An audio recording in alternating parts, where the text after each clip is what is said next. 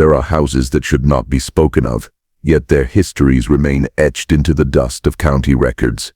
There are names that live only in whispers, avoided even by those who share their blood. And there are unions that, once exposed, unmake the very idea of family itself. Welcome back. Before we continue, like, subscribe, share. The year was 1834, and the quiet township of Fairvale, Virginia, carried within its soil the remnants of wealth and decay alike. Among its proud but crumbling estates stood the residence of the Ashcroft family, a household whose story, once recorded, passed almost immediately into rumor. Court transcripts, census notes, and physicians' ledgers present fragments of a truth more ghastly than any superstition. The patriarch Thomas Ashcroft was a man of status but declining fortune. His holdings in tobacco and livestock had dwindled, yet his pride refused the humility of retreat. His wife Margaret bore him one surviving daughter after 3 sons were taken by fever in infancy. That daughter, Clara Ashcroft, would in time become both the centerpiece and the ruin of the household. At first glance, the family seemed merely another Virginian gentry struggling against collapse. Visitors described the estate as shuttered yet dignified, its brick walls smothered by ivy, its halls heavy with portraits that stared longer than they should. But beneath those walls lay the quieter record of obsession. Local clerks noted irregularities in school registries. Clara was withdrawn from her lessons by age 11. Neighbors recalled her absence from parish gatherings, though they whispered that she was seen walking the gardens at dusk beside her father, his hand never far from her shoulder. It was spoken with caution, as if the mere suggestion might invite reprisal. The earliest surviving document that raises suspicion is a set of medical notes dated August 8. William Fenwick was summoned to the Ashcroft estate under the pretense of female nervous disturbances. His notes, preserved in county archives, describe a girl at the threshold of womanhood, suffering from fainting spells, discoloration of the skin, and episodes of trembling that may suggest a deep agitation of the mind. The doctor recommended rest, the administration of laudanum, and the avoidance of any undue strain. What Fenwick did not record in his official notes but later confided in a private letter was that Clara refused examination unless her father was present, clinging to his arm with an intimacy that unsettled him. He described Thomas's gaze as possessive, as one watches not a child but an investment. By autumn of that year, additional records suggest the Ashcrofts had severed nearly all external ties. Tradesmen delivered supplies to the edge of the property rather than entering the ground. Parish elders reported repeated refusals to attend service, citing illness in the household. Margaret Ashcroft, once a familiar hostess, disappeared from the accounts of her peers. The only figure consistently seen beyond the estate was Thomas himself, whose trips to town became more erratic. Witnesses spoke of his altered appearance, disheveled hair, a pallor beneath his once commanding expression, and an insistence on secrecy. When asked after his wife, he deflected. When asked after his daughter, his voice grew sharp. Clara, meanwhile, vanished from public knowledge. No further school records exist. No correspondence from her hand survives. What remains are fragments, marginal notes in ledgers, a half-torn hymn book with her name in the cover, and the increasingly desperate handwriting of Dr. Fenwick. One entry from November 1834 reads, "Called again to the Ashcroft home. The daughter now exhibits swelling about the abdomen which the father attributes to indigestion. I was permitted only a cursory observation." The girl's eyes seemed sunken, her words rehearsed, her hand trembling as though she wished to speak but dared not. The father's presence in the room silenced all inquiry. I left unsettled, with the clear sense of being watched until I was beyond the gates. Fenwick's unease grew into suspicion. In private letters to a fellow physician in Richmond, he confided his fear that a most unnatural arrangement has taken root in that household. Yet he tempered his words with caution, aware that accusations against a family of standing could ruin his career. Other sources lend weight to his dread. A maid formerly employed at the estate, Eliza Hargrove, gave testimony years later that she left service after witnessing Clara weeping at night,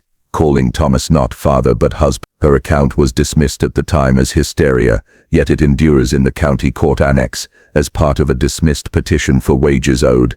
By December, Margaret Ashcroft's name ceased appearing anywhere. No burial record, no obituary, no transfer of land, only silence. Some speculated she had been sent away for her health. Others whispered darker conclusions, that she had discovered what grew between her husband and daughter, and had been erased from both household and history. What we do know is that Clara remained within those walls, her body recorded as failing, her spirit reduced to fragments in second-hand testimony. Whether she consented or whether she was bound by the iron grip of paternal authority, the documents do not say, but the outcome is unmistakable.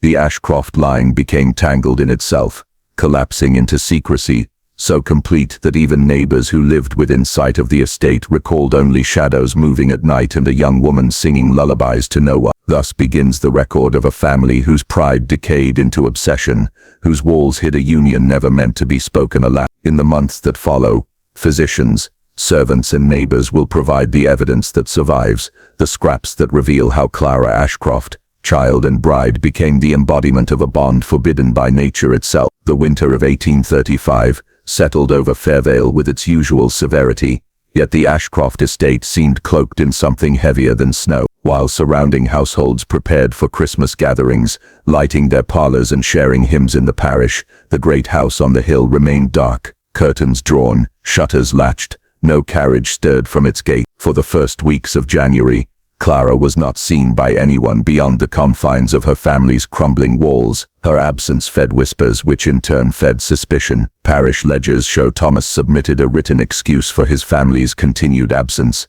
Illness within the home. He signed it alone. Margaret's hand, once steady in church records, had disappeared. It was during this same season that Dr. Fenwick was once more summoned. His notes from January 12th describe a scene colder than the frost clinging to the estate's windows. The daughter grows frail, the skin stretched thin at the hands, the eyes ringed with shadow. When asked of her symptoms, she lowered her gaze and looked instead to her father before answering. I attempted to inquire after the mother, but Mr. Ashcroft changed the subject abruptly. My unease deepens, for though the girl sits as a patient, she is guarded as a possession. This peculiar phrasing would later haunt Fenwick, for it was not the language of a detached physician, but of a man already sensing the weight of a secret he could neither name nor expose. By midwinter, more troubling details began to leak. A parish maid, who delivered bread to the estate, claimed she overheard Clara humming to herself in the upper rooms, hymns usually reserved for infants, Rock of Ages, repeated in a lullaby cadence. She spoke of a figure at the window, pale and slender, who moved away quickly when spotted. Her account was dismissed by her employers as idle gossip, but it spread through town nonetheless.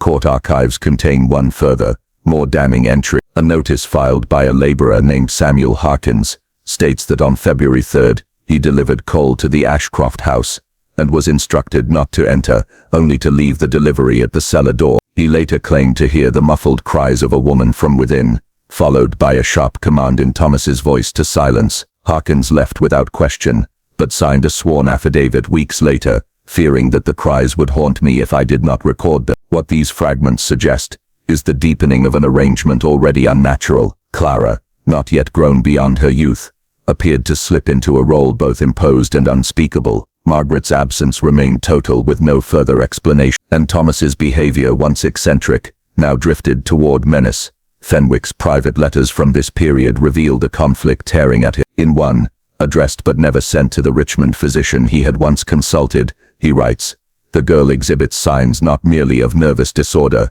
but of a condition which in another household would be recognized as the onset of maternity. I dare not record this formally lest my words be used against me, yet I cannot sleep for the thought that she is confined not by sickness, but by her father's will. The mother is gone, and I do not know whether she fled or was erased. The entire household feels as though it is collapsing inward, like a body devouring itself." The language collapsing inward recurs in later accounts of the Ashcroft decline, becoming a grim metaphor for what followed. By early March, neighbors reported an odor on the wind when passing the estate. Some attributed it to poor drainage or spoiled livestock. Others believed it was the unmistakable scent of death. Yet no burial was recorded in parish books, and the Ashcrofts themselves remained unseen. One account, preserved in testimony decades later, came from a young boy who had wandered near the property to retrieve a lost kite. He swore he saw a figure in the upstairs window, a woman seated in a rocking chair, holding something bundled in white cloth. She was singing, he said,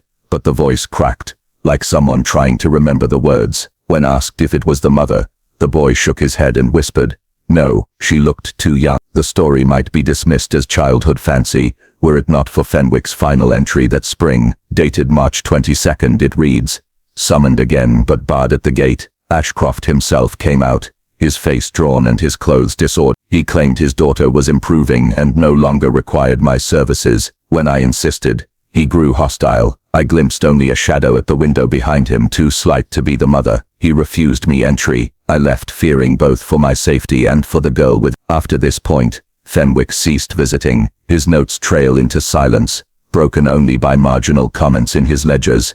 Ashcroft matter, unresolved and still uneasy. The official record ends here, but the whispers in Fairvale grew only louder. By summer of 1835, locals referred to the Ashcroft estate, not by its family name but as the Silent House. No laughter, no carriages, no visitors, only shuttered windows and the sense that something unnatural festered within. Clara herself remained unseen, her presence reduced to shadows at glass, and murmurs of song drifting into the night. The story of the Ashcrofts was no longer simply one of decline but of concealment. Concealment, so deliberate that even death seemed unable to leave a trace. What remained unspoken then, and yet becomes clear when piecing the fragments together now, is that the bond between father and daughter had moved beyond suggestion, settling into a reality no community could admit aloud. And so the Ashcroft household stood through that long year, a tomb for the living, its silence an accusation against every neighbor who looked away.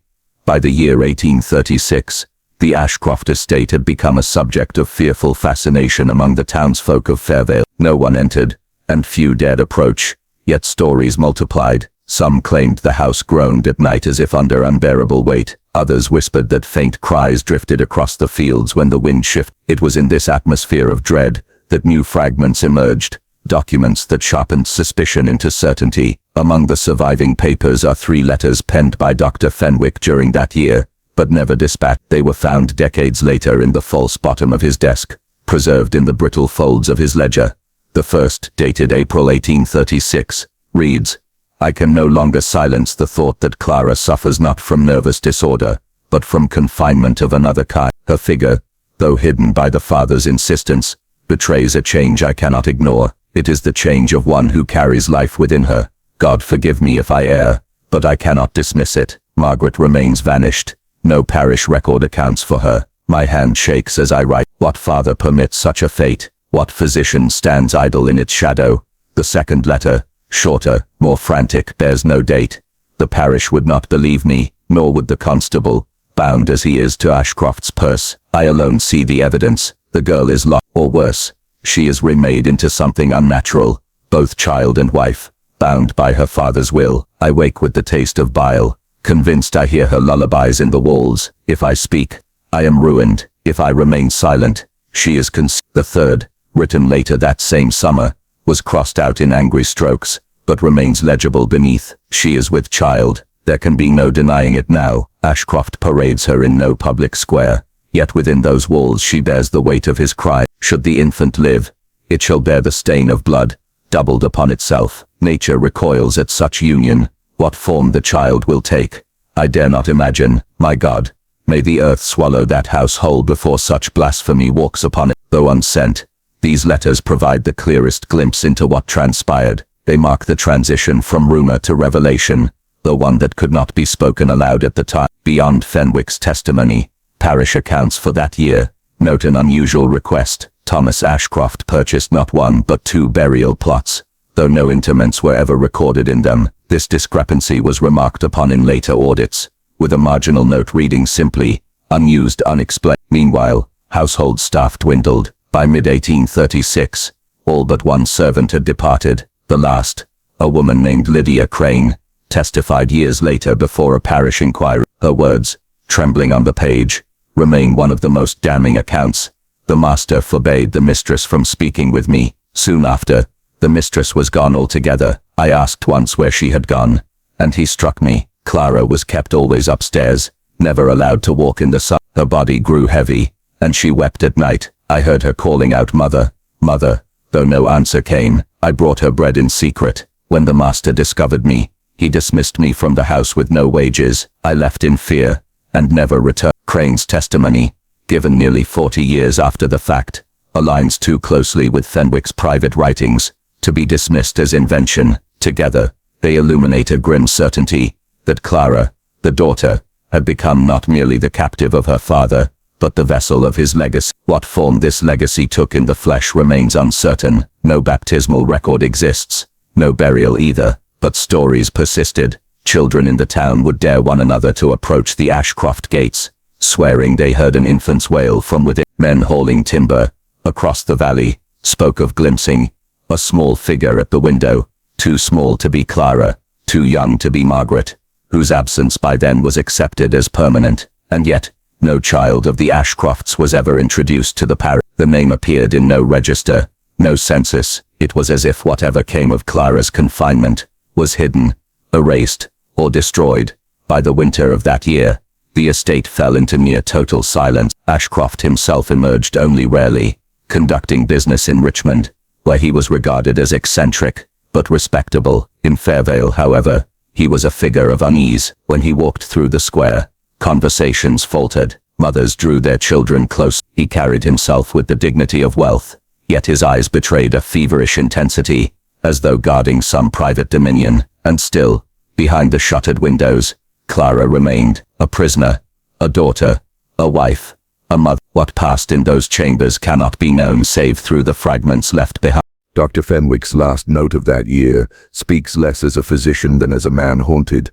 I am no longer a doctor to her, but a witness against myself. For I saw and did nothing. The girl's song carries still in my dreams, a lullaby stretched into lament. I fear the sound will follow me unto death. Thus 1836 closed in silence, the estate sealed, the truth unspoken. Yet the pattern had taken shape, secrecy layered upon secrecy, until the household itself seemed a mausoleum of the living. It is in this silence, heavy and unbroken, that the horror of the Ashcrofts takes its truest form, not in what was declared, but in what was never permitted to be said.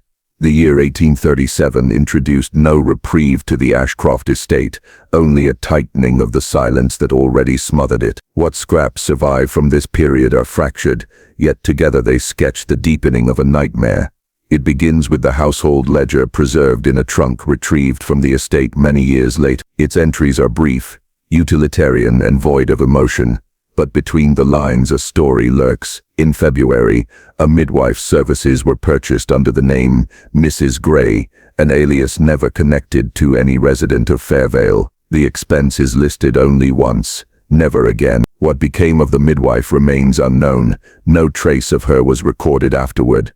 In April, a sudden order of linens was recorded, 20 bolts, more than any family of 3 should require. And in June, a curious notation, iron fastenings for the nursery. The word nursery appears nowhere else in Ashcroft's surviving documents, and yet there it is, written in his own hand. Accounts alone could be dismissed as misinterpretations were they not echoed by testimony. In August of that year, a traveling peddler by the name of Robert Halford claimed he was invited to the house to sell wares. He described Clara as pale, swollen about the eyes, and thin to the point of fragility. He noted she clutched a bundle to her chest with such desperate strength that Ashcroft himself had to pry it away before she would lay it down. Halford recalled a soft mewling that issued from the bundle. When he asked if she had borne a child, Ashcroft ended the exchange abruptly, thrusting him out into the yard with payment more generous than his goods required. Halford's story was dismissed at the time as embellishment, yet when repeated decades later it gained weight. Too many accounts pointed to the same conclusion. A child had indeed been born within the Ashcroft house. What manner of child, however, became the question that haunted the town. Some claimed it was hidden away for fear of deformity. Others swore Ashcroft raised it as his heir, concealing its existence so no parish record could reveal the sin of its parentage. A darker whisper suggested the infant had not survived, and that its cries were echoes of Clara's madness rather than a living voice. But the most chilling account came from Lydia Crane, the servant dismissed in 8. Though she had left the house, she kept contact with neighbors near the estate. In her later deposition, she recounted, "One evening I heard from the fields a sound like a babe, though it was sharp, piercing, unlike any child I had known. A woman's voice followed, Clara's, calling it hush. But there was no lull, no easing. It wailed as though torn from its own breath. I could not bring myself closer. I fled, trembling. From that night on I knew there was something not right in that house, something born against God's law. Records also indicate that Dr. Fenwick attempted another visit during this year. The Ashcrofts denied him entry. His diary notes, though sparse, show his desperation mounting.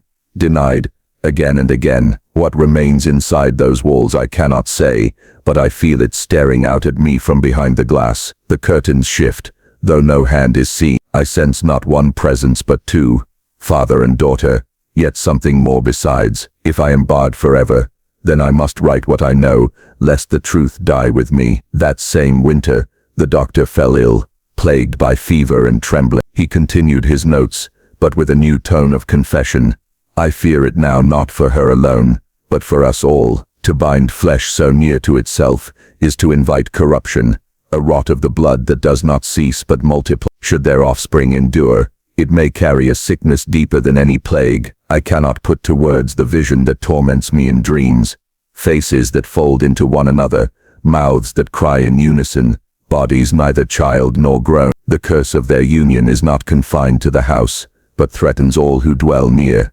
Fenwick's death, the following spring, silenced one of the only voices willing to speak. With him gone, Ashcroft's secrecy deepened, his household sealed tighter than before. By 1838, the estate was reduced to shadows glimpsed through curtains, faint movements at night and rumors fed by fear. The town grew accustomed to its silence, though not comfortable with it. Children dared one another to touch the iron gates, swearing the bars were warm as though the house breathed. Farmers claimed their animals balked when driven too near. A shepherd's dog went missing for 3 days, returning gaunt, its paws bloodied, whimpering whenever the estate was mentioned. Yet no one confronted Ashcroft openly. His wealth and lineage shielded him from inquiry, while the horror of his secrets discouraged neighbors from pursuing them. Better, it seemed, to avert one's gaze than to risk seeing what lay within. And so the years turned. The house stood, its shutters closed, its hearth smoking only rarely, but to those who listened, the air carried sounds that could not be mistaken. The muted crying of an infant, then later the faint uneven laughter of a child who was never seen. The parish registers remain blank. The Ashcroft name appears no more than before, untouched by scandal in the official record, but in the margins of local memory, in the private testimonies whispered from one generation to the next, the truth endured, that behind those walls Clara had been made both daughter and wife, and from her body had come a child whose existence defied the natural order. It was no longer mere suspicion. By 1837 the forbidden bond of the Ashcrofts had borne fruit.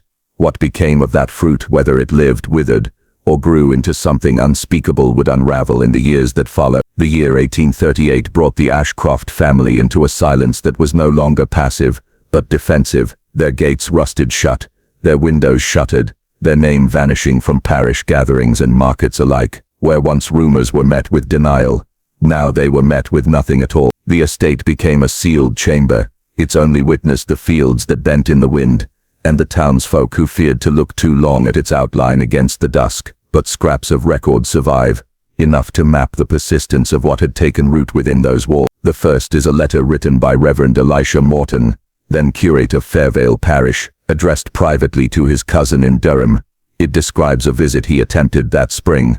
Ashcroft himself received me at the gate. His figure has diminished, though his eyes hold a feverish light. He spoke not as a host, but as a sentinel, declaring no counsel was required, no prayer needed. Yet in that moment I heard it, faint from within, the cry of a child, sharp as flint, though no child was seen. Clara, I am told, has not been abroad in near 2 years. I sought to remind him that baptism was the safeguard of any Christian soul, but his expression grew so severe that I dared not press further. He said only, "The child is mine, mine to guard, mine to raise. God has no claim." Morton's account ends abruptly, though his cousin later remarked that the Reverend had grown visibly shaken, as though marked by something he dared not name. The second record comes from the physician Dr. Elias Cray, who assumed Fenwick's former practice after his death. In August of 1838 he noted in his casebook, "Summoned discreetly to the Ashcroft estate, under cover of night,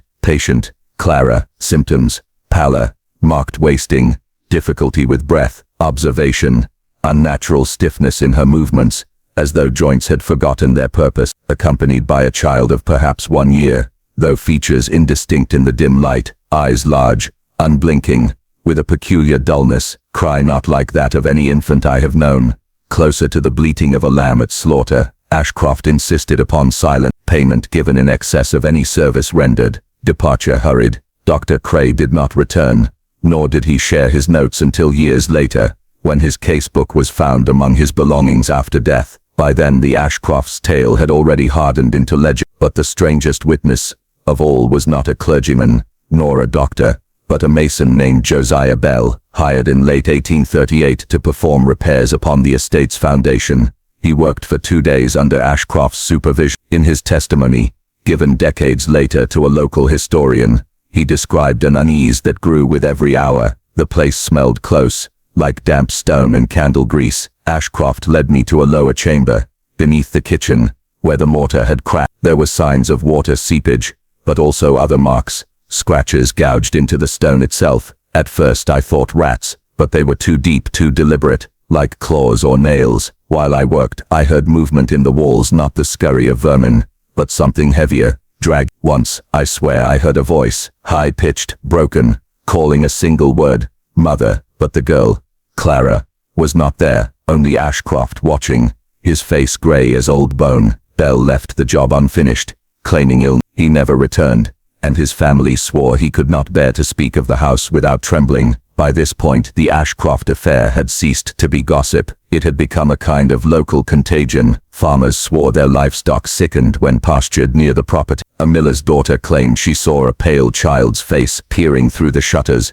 its mouth too wide for its face. Dogs, once kept by shepherds to guard the flocks, refused to cross the road that bordered the estate. The town itself divided into 2 camps, those who demanded the magistrate investigate, and those who insisted silence was the only protection. The magistrate, faced with Ashcroft's money and threats of litigation, chose the latter. Thus the house stood unchecked, the family within allowed to wither or prosper, according to their own dark designs. From this period onward, the records of the child, or children, as some whispered, become more disjointed, appearing as shadows in the margins of unrelated A visitor to the county fair in 1839 noted a frail boy, hair like straw, led by the hand of an older woman, whom he later swore was Clara. A traveler passing through the village in 1840 wrote of hearing unnatural laughter carried on the night wind, though no festivity was taking place. What these fragments suggest is that the Ashcroft experiment had not ended with the first birth. It had multiplied, perhaps continued in secret, for if Ashcroft truly believed himself both father and husband, then his design was not simply to corrupt but to perpetuate. This theory gains weight when examined against Ashcroft's own notebooks, a handful of which were discovered in a hidden compartment of his desk. Many decades later, their language is half medical, half mystical, and wholly disturbing. One passage, dated 1839, reads, "To perfect the bloodline, one must remove the intrusion of foreign stock. Purity demands union of the same flesh, until the circle closes, until no strand is alien, from daughter to wife, from wife to mother, so the line is kept unbroken. The child is not blemish, but proof that the design holds." Such words suggest not the shame of a man hiding his crime, but the pride of one convinced he had uncovered a principle worth preserving. The sickness was no accident, it was the point. And so the house of Ashcroft became less a dwelling than a laboratory, its family less a household than an experiment. Those who passed it in the night reported a light in the attic window steady as a watchful eye. The sound of chanting was heard by more than one traveler. Though no church stood near, it was clear by then that something was being fostered within those walls, something neither fully child nor fully human in its bearing. The community whispered, but none intervened. The sin of the Ashcrofts was left to grow untouched, until it consumed itself, or until it reached out to consume others. By the close of 1839, one fact had become undeniable. Clara had ceased to be merely a victim. She was now mother to her father's child, and whether by will or coercion, part of the design he had set in motion, the forbidden bond had taken root, and it would not be undone by silence. By the early 1840s, the Ashcroft estate had fallen into such disrepair that travelers often mistook it for abandoned. Its roofline sagged, ivy climbed unchecked across its stone face, and the iron gate lay rusting on one hinge. Yet the house was not empty. Behind those walls, life persisted in forms that few dared to name aloud. A census record from 1841 lists 3 inhabitants: William Ashcroft, age 47, Clara Ashcroft, age 20. But there is a footnote, written in the census taker's own hand. More than one child heard, only one permitted to be seen. That cryptic remark is all that remains of the official record. The rest must be pieced together from fragments. The village boy. One account comes from Thomas Ainsley, a shepherd's son, who at the age of 13 trespassed upon the estate in search of lost sheep. In a confession made many years later, he claimed he crept near the orchard and saw a girl through the broken lattice of the garden wall. She was small, no more than 5 or 6, with hair the color of ash. She moved strangely, as though her joints bent the wrong way. At first I thought she played alone, but then she turned, and I saw another face behind hers peering from the gloom of the trees. They laughed together, but it was a laughter that chilled me. Not the laughter of children, but something sharper, older. One of them called a word I could not make sense of. It sounded like father. When Thomas fled, he swore he heard the slam of shutters above and the sound of a man's voice, low and commanding, summoning the children inside. His tale was dismissed by the villagers as childish fancy, but years later, when others whispered of 2 where there should have been 1, his account took on new weight: Clara's decline. Meanwhile, Clara herself seemed to vanish further into the house's shadows. Cray's second casebook makes brief mention of her in 1842, summoned once more, though against my better judgment. The young woman is wasted nearly beyond recognition, skin translucent, veins visible as though drawn with ink, speech halting, eyes sunken. She refuses all food save what is given by Ashcroft himself. When pressed privately, she whispered a single plea: "Do not let them take another." I know not whom she meant. The child present bore little likeness to a child at all. The child noted by Dr. Cray was described nowhere else in his writings, though in a later margin he added, arms elongated, head misshapen, yet Ashcroft claimed him as son. My medical reason falters here. The mother cannot endure another such birth. It is perhaps the most chilling line in the physician's entire archive, for it implies that the process had continued, that Clara's suffering had become cyclical, each birth further degrading both her body and the offspring it produced. The hidden notebook, among the Ashcroft papers recovered in the 1870s, was another of William's private notebooks. This one filled not with calculations, but with theology turned upon itself. A passage dated 1843 reads, "The priests would call it sin, the doctors, sickness, but they see only fragments. I see the whole. To bind blood to blood is to weave the circle unbroken. From father to daughter, daughter to child, child to mother. Each birth brings us nearer to the origin, nearer to perfection. The imperfections of flesh are but stages on the path. Even deformity is proof of refinement. The sloughing of unnecessary form, I alone perceive it. Here, Ashcroft's madness gleams most clearly, not as shame but as conviction. He had come to believe that what others called monstrosity was evidence of progress. The stranger's visit. In 1844, a stranger arrived in Fairvale, a Scottish merchant traveling south on business. His name was Alistair Norrie, and in his later memoirs he recounted a night spent at the local inn. He wrote, "The villagers warned me of a house upon the hill, saying only that it was cursed. Naturally, my curiosity bested me. I walked the road at dusk and came upon the gates. What struck me first was the silence. No bird called, no dog barked, yet in that silence there was sound. A faint chant, rhythmic as though a hymn sung underground. The windows glowed dim though the glass was blackened by soot. Then, upon the roofline I saw them, 2 figures, children by size, crouched as beasts might crouch. Their eyes caught the lamplight and shone as mirrors. I confess I turned back at once, unable to face what I had seen. The villagers, when I told them, only crossed themselves and said, 'You should not have looked.'" His account, written decades later, aligns with fragments from local rumor that the children of Ashcroft no longer moved as ordinary children, that their play resembled ritual, and that their father encouraged these acts as though sacred. The silence of the town. By the mid-1840s, the Ashcroft family had become less a scandal than a shadow. Few spoke of them openly. The parish ceased all attempts at intervention. When asked why, one elder later remarked, We decided the house was already a grave, best not to dig it open. Yet silence did not erase the evidence. The family continued, generation folding into generation within those walls. Clara, barely more than a girl herself, was said to have borne multiple children, though how many none could confirm. Some died, buried in unmarked earth within the orchard. Others lived, seen only in fleeting glimpses, faces at windows, shapes moving against the lamplight. By 1845, Clara no longer appeared at all. Whether she had died, succumbed to her wasting illness, or simply been confined permanently, no one could say. What is certain is that from that year forward, only Ashcroft himself was seen, striding the grounds at dusk, gaunt and hollow-eyed, shepherding unseen lives within. The forbidden bond solidified. If the earlier years were marked by secrecy, the 1840s marked the solidification of Ashcroft's design. The daughter who had once been coerced had become both wife and mother, her children bearing the imprint of both roles. The family line folded in on itself, as Ashcroft had decreed, turning blood to chain. Neighbors described the estate as a tomb that breathes. The air around it carried an odor of rot in the summers, yet no burial was ever observed. The forbidden bond had ceased to be rumor.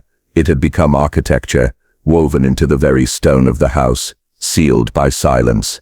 By the end of the decade, the Ashcroft name was spoken only in whispers, and yet the house still stood, its windows burning faintly at night, as though its walls guarded not shame but devotion to a legacy born of sin, perpetuated by those too bound to escape. The late 1840s and early 1850s represent the darkest chapter in the Ashcroft record. By this time, William Ashcroft was nearing 60. His hair had thinned to wisps, his shoulders bent, yet his grip upon the household only tightened. If anything, age deepened his obsession. Official documents are scarce. The parish ceased its census visits after 1846. The physician, Dr. A, left Fairvale altogether. What remains are scraps, anonymous letters, half-burnt diaries, and accounts whispered by those who swore they heard things from the hill even when no soul dared walk near it. The child called mother. One of the most disturbing accounts comes from a maid named Ruth Holloway,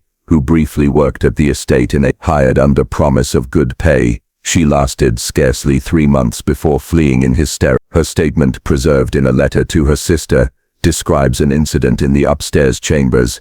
The smallest one, with hair like pale straw, spoke not as a child but with the tongue of an elder. She called Clara sister, and then, in the same breath, called her daughter. When I asked her age, she said, "I am as old as father," yet her hands were small as any child's. They asked me to comb her hair, and when I touched her, the scalp seemed soft, unfinished, as though the skull beneath were not whole. That night I packed my trunk and left without wages. What Ruth witnessed was not mere cruelty but confusion of identity itself. The family roles had collapsed into one another: mother, sister, child, wife, interchangeable titles within William Ashcroft's doctrine. The chanting beneath the floors. In 1850, a surveyor named John Yates was dispatched to value the estate for taxation. His notes, though dry in tone, carry an undercurrent of unease. The structure is unsound, rot in the beams, collapse in the eastern wing. Yet while I measured, I heard voices rising through the floorboards, not singular, but many, though only one child was presented to me for count. The voices chanted together, not words I recognized, but repeated syllables, low and unbroken. When I paused, the sound ceased at once, as if waiting. The master of the house smiled faintly, then led me away. I finished in haste and did not return. The mention of chanting recurs in other fragments. Whatever took place within those rooms, it was not prayer in any Christian sense but some distortion of it, devised by Ashcroft himself. Clara's disappearance. By 1851, Clara no longer appeared even at windows. Some believe she perished during childbirth, others that her father confined her permanently. The strongest evidence comes from a notation in William's own hand. Clara has transcended. She walks no more among the living, but her blood walks within them. Through her the circle is sealed. Whether this was declaration of death or transformation is unclear. What is certain is that Clara's presence vanishes from all accounts after this date. She became, in effect, a ghost within the family she had birthed. The children of shadows. Rumors spread of multiple children inhabiting the estate. though never more than one was seen at a time. Villagers reported hearing laughter carried across the valley at dusk, overlapping voices that sounded both childish and unnatural. A farmer's wife swore she glimpsed 3 figures running along the orchard wall, their movements synchronized, too precise for play. The local pastor, when pressed, gave a single sermon in 1852 condemning the house where children are bred not born, and names are lost to the appetite of sin. He never spoke of it again. Ashcroft's Theology of Flesh, a final notebook from William dated 1853, offers perhaps the most direct explanation of his obsession. Each union folds the blood back into itself. What the world calls deformity is but concentration. The essence of family distilled. To mingle with strangers is to dilute, to weaken. To bind daughter and father, mother and son, is to preserve the root unbroken. The child is not child alone, but also parent, and thus eternal. It is difficult to read these lines without feeling the collapse of all boundaries, time, age, role, morality. Ashcroft had reduced his household to a closed circuit, self-devouring and self-perpetuating. The stranger who heard the singing, an outsider's account recorded in 1854, lends chilling corroboration. A traveling peddler, Robert Fielding, claimed that while passing the estate at twilight he heard voices raised in unison. They sang like a choir yet off-key, as though each voice bent the note differently. The words were no hymn I knew. I stopped, listening, and I swear the song shifted as though it noticed me. The pitch fell lower, slower, until it was not singing at all but groan. I left the road and did not return till morning. The detail of voices aware of an outsider recurs in other testimonies. It suggests that whatever ritual Ashcroft devised was not performed in ignorance of the world beyond, but in defiance of it, as though daring others to listen. The house,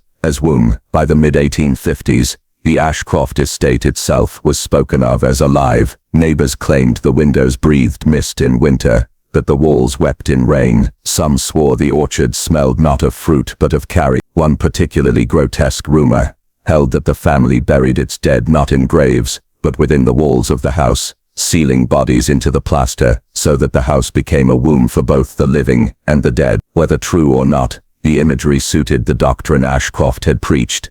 Family as circle, house as body, every part consumed by blood, the silence of authorities. What is most remarkable is not that such horrors occurred but that they were permitted. By the 1850s, Fairvale's authorities had ceased all pretense of oversight. The parish closed its books on the Ashcrofts. The constable refused to intervene, and even gossip waned. The family was treated less as neighbors and more as a curse to be endured, a plague quarantined behind crumbling walls. It was not fear of William alone that bred this silence, but dread of what had already taken root in his children. To confront the house would have meant confronting what they had become, and none dared risk that sight. Legacy of the Forbidden Bond. Thus, the Forbidden Bond, once whispered as rumor, had hardened into fact by mid-century. William, aged but unbroken, ruled over a household of children who were no longer children, whose identities blurred across generations. Clara's body was gone, but her blood remained, multiplied, distorted, yet still chained to its source. What had begun as secrecy was now permanent. The Ashcrofts no longer hid their blasphemy, they embodied it. The estate stood as monument to a lineage devouring itself, and the world beyond chose to look away. The year 1856 brought the first genuine attempt at intervention. By then, William Ashcroft was a man outwardly frail, his once imposing frame reduced to bent spine and trembling hands. Yet within the estate, his word remained law and his doctrine had already outlived his youth. Outsiders, however, could no longer ignore the whisper. The disappearance of a servant. The incident began with a girl named Eliza Merton, age 17, hired to help with laundry. Within weeks she vanished. Her parents, both laborers in Fairvale, pleaded with the constable, insisting Eliza had last been seen carrying linens up the Ashcroft Lane. No warrant was issued, but her mother, in desperation, stormed the gates herself. She later told neighbors she heard children's laughter through the shutters, yet the laughter was wrong, stretched, and cracked, like old wood breaking. When William himself emerged, she asked for her daughter. His reply was recorded. "You are mistaken. There is no Eliza here, only mine." The mother fled, screaming. Within months she had wasted to sickness, muttering that she heard her child's voice carried by the wind, calling mother from within the Ashcroft orchard. The Scholar's Visit.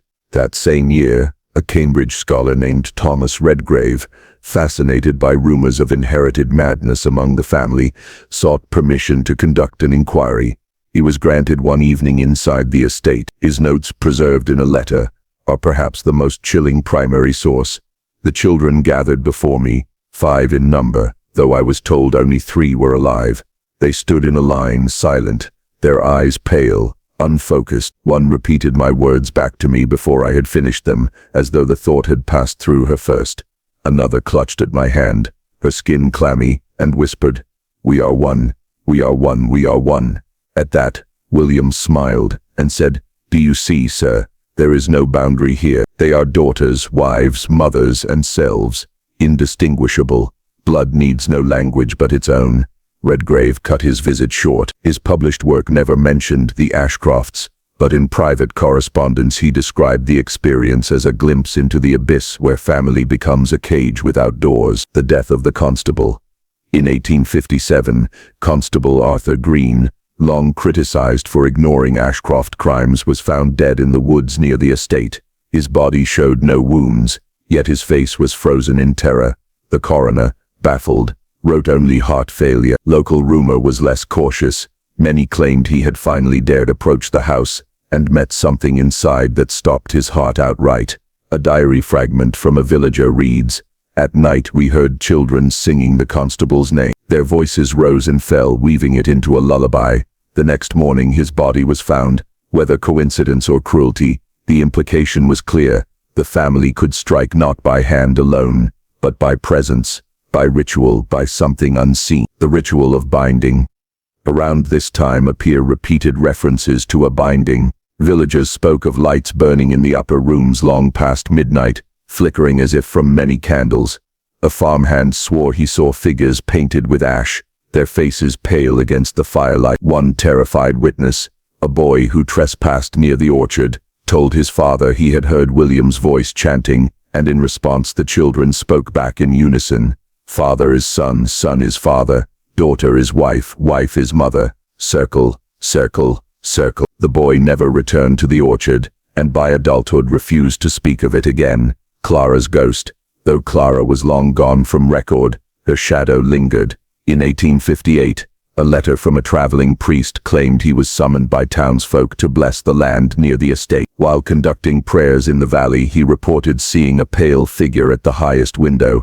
Her face was gaunt, her eyes wide, yet there was sorrow rather than malice. She placed her hand upon the glass as though pleading. Behind her, shadows smaller and more numerous swayed like children at play, and then she was gone. Whether hallucination or truth, the vision suggested Clara remained, trapped within her father's design, a relic of both victim and mother. The decline of William.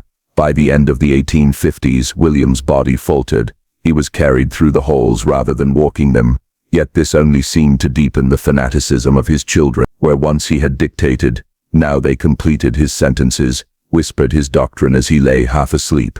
They no longer obeyed, they embodied. A chilling note from his journal in 1859 reads, "At last, the circle sustains itself. They chant without command. They bind without prompting. My breath falters, but theirs is strong. In them I remain." It is as though he had succeeded in creating not a family but a hive, bound by repetition, belief, and blood. The villagers' last attempt. In 1860, the townsfolk gathered for what would be their final attempt to intervene. A small group, armed with lanterns and axes, climbed the hill under cover of night, intending to burn the estate to its foundations. But as they neared, a sound rose from the house, dozens of voices, though none steady, weaving in and out of pitch. Some claimed the voices echoed their own names. Others heard the cries of long-dead children. Overcome with terror, the men dropped their torches and fled. By dawn none dared return. The estate remained untouched, the house sealed. From that point forward, the Ashcrofts lived in near complete isolation. No servants entered, no visitors stayed. Deliveries left at the gate rotted where they sat. Yet smoke continued to rise from the chimneys, and at night lights glimmered from the window. The house had become less a home than a sealed organism, feeding, chanting, reproducing within itself, impervious to the outside world. The legacy hardened. By the close of the decade, William Ashcroft would be dead. though the exact year is debated. But even before his burial it was clear his vision had taken root. His children had absorbed his creed so fully that his absence changed nothing. The forbidden bond had transcended man and become institution. The family was now less lineage than system, less household than ritual. What began in secrecy had transformed into permanence, each child a vessel, each room a womb, each voice part of a single chant without end. The Ashcroft estate stood not as a ruin, but as an active engine of its own continuation. The 1860s marked the family's shift from secrecy into myth. Though the estate remained closed, its influence seeped outward. Villagers whispered of figures walking the hills at dusk, pale, barefoot, clothed in little more than nightgowns. Yet when approached they vanished into the tree. Crops nearest the Ashcroft land withered, animals refused to graze, and children woke shrieking, claiming they had dreamed of a girl calling them sister. The death of William Ashcroft's death is recorded, unofficially. There is no grave, only a note in the parish book. The father has returned to dust. Local legend insists he was not buried but consumed within his own home, his body placed in the hearth, his ashes mixed into the mortar of the walls. What remains beyond doubt is that after his passing, the house did not weaken, it strengthened. The children did not scatter. Instead they grew more unified, their chants more constant. Some visitors claimed the entire household spoke with the same cadence, as if one mind animated many throats. The children become the parents. By the mid-decade, the younger generation had reached adulthood, yet there were no marriages to outsiders, no records of betrothal. Birth continued nonetheless. Infants were seen at the windows, new faces in the fields, but no midwives were ever summoned, no baptismal rites performed. The line had folded entirely inward. Sons became fathers, daughters became mothers. None left the estate, and yet the family expanded. Parish censuses grew confused, listing names with no ages, ages with no names, as if identity itself had blurred. A farmer's account from 1866 describes seeing 3 children playing near the stream, all with identical faces, not siblings, he wrote, but copy. As though one child had been pressed 3 times into the world. The voice in the chapel. That same year, during evening mass in Fairvale, the congregation was interrupted by a child's voice echoing through the church, though no child was present. Witnesses swore it spoke these words: "Father is gone, but we are still father. Daughter is gone, but we are still daughter. Wife is gone, but we are still wife." Panic erupted, yet the priest insisted it was wind in the raft. Even so, families left the valley in numbers, abandoning farmland rather than risk proximity to the Ashcroft name. The traveler's account. In 1868, a traveling salesman named Joseph Cutler stayed at an inn near Fairvale, and wrote of an encounter that nearly drove him mad. "I was roused at night by the sound of many feet. At my window stood a girl, perhaps 16, her eyes unblinking, her hair loose. She pressed her face to the glass and whispered, 'Do you want to come inside?' Behind her were more faces, some children, some older, but all eerily alike. When I shouted, they did not run, they simply faded, like figures retreating through mist. The next morning, I found no footprints in the frost." Cutler left the valley within days. His letter, however, survived, offering one of the last first-hand descriptions before the estate was formally abandoned to history. The collapse of Fairvale. By 1870, Fairvale itself had withered. The mills closed, farms lay fallow, and the parish was nearly empty. Those who remained lived in constant fear. Every misfortune, stillbirth, fire, failed harvest, was blamed on the Ashcrofts, yet no one dared confront them. The estate loomed, silent by day, glowing by night. One diary from that year reads, "We do not speak their name aloud. To call them forth is to invite them, yet even in silence they come. I hear them on the roof at night. I hear them breathing beneath the floorboards." By then, the Ashcrofts were less a family than a curse grafted to the land. The sealed house. Around 1872, reports of sightings ceased altogether. Windows were shuttered, doors chained, and the grounds overgrown. Yet villagers swore smoke still rose from the chimneys, though no one was seen tending fire. At night, faint lights pulsed behind boarded glass, as if the house itself inhaled and exhaled. A school teacher who visited the valley in 1874 wrote, "The house is not abandoned. It is occupied by silence, by breath, by something I cannot name. I stood at the gate and felt watched by eyes I could not see.